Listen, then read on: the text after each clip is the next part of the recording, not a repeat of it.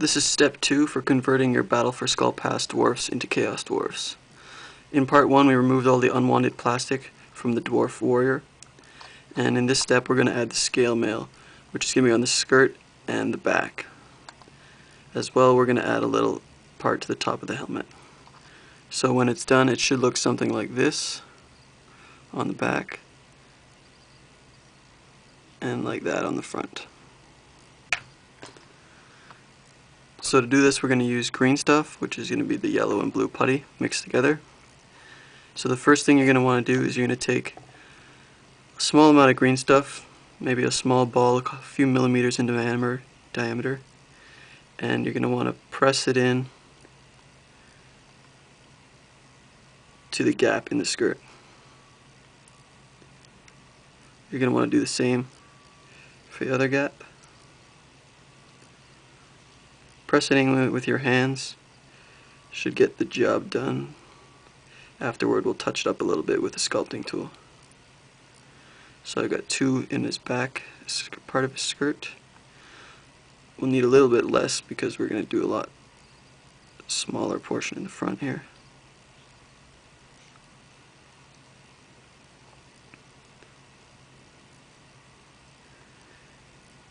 And as well, we're going to put some on his back.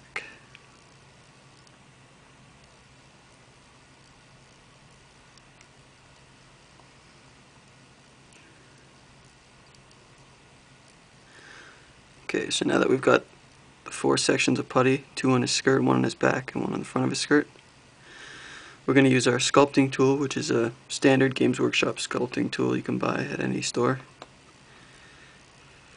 And we're going to touch it up, make sure the sections are more square, basically. So I've got a glass of water beside me so that I can wet my sculpting tool so that the green stuff doesn't stick to it. So here I'm just correcting the green stuff so that it looks a little more square.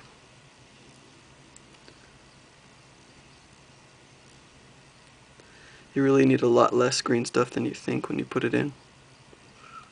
Too much will make it look sort of bulky and cartoony. So you want to put just enough so that maybe it protrudes outside of the skirt just a bit, but not too much. See, I'm pressing it into the corners of the detail here. I try to leave the plastic sort of ridges on the side uncovered. That sort of makes it, the green stuff pop out. Okay.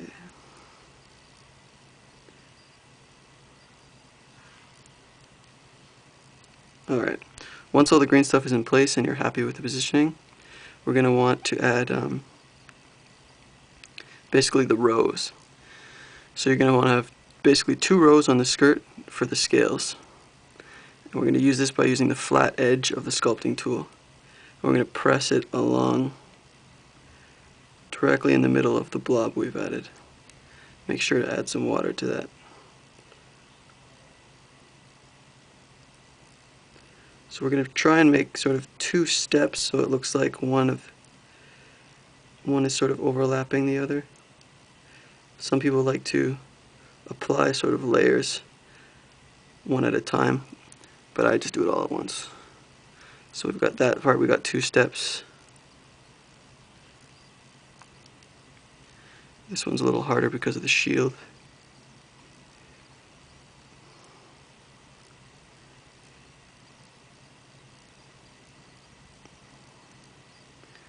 So we're trying to make it look like that layered appearance. Doing it right in half so we can get square scales.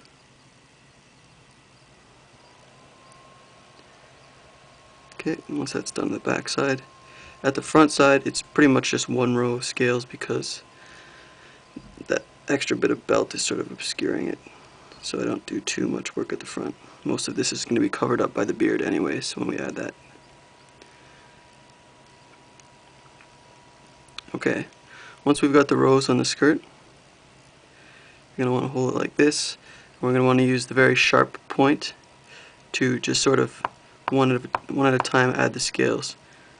You want to make sure that they're square so the width is equal to the height of the row. So I got one indentation, pretty easy. Two. These ones are pretty big. Some people find that they want to use 3 rows to get them more detailed, but this is a basic overview of how to do it. So basically, once you've got the scales, you want to do the opposites. You want to sort of make it look like a brick layer, sort of cross-thatched on the scales, so on the top. A neat little sculpting trick, and the same thing with painting, is when you're holding the miniature, you want to use your fingers to brace yourself so that you can make your hand steadier by bracing it on the base. So we get about 2 or 3 scales, sometimes 4, on the back side. You want to do the same on this side. So it's quite simple. You just press it in as long as they're squares. Get about 4 on the bottom there. Try and angle it so you can see it better. I'm again looking at it look like a brick layer, cross-thatch design. So quite simply, we've added the 2 rows on the back, and on the front I'll try and do it upside down here so you can see it better. You just add the scales by pressing in like that.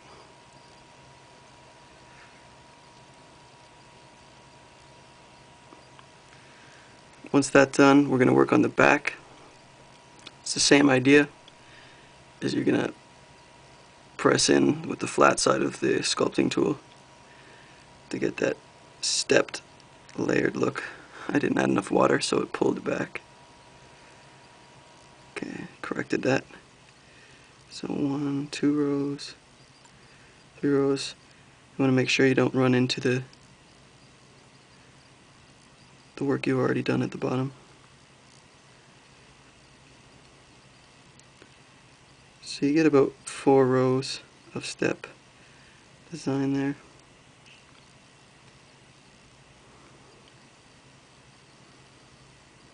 And in the same way, you're just going to want to add the scales. Make sure they're square looking.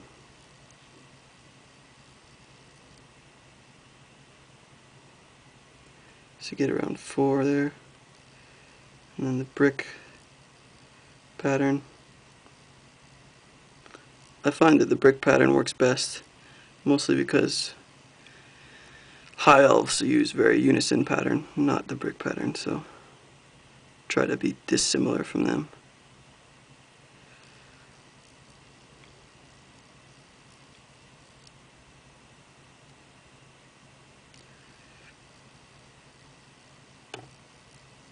So once you're happy with the scales you've got on the back and the front, I'm just going to add a little sort of ring around the top of the helmet. So you just take a roll of green stuff, place it around with your hand, and then just press it down with green stuff, or with the sculpting tool, being sure to wet it.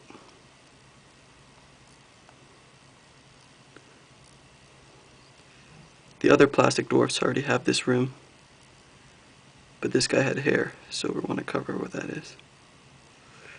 And that's it. Scale armor and the thing on the back of the helmet. Next step we'll do is beards. You can see I've got 3 complete guys ready to go for that.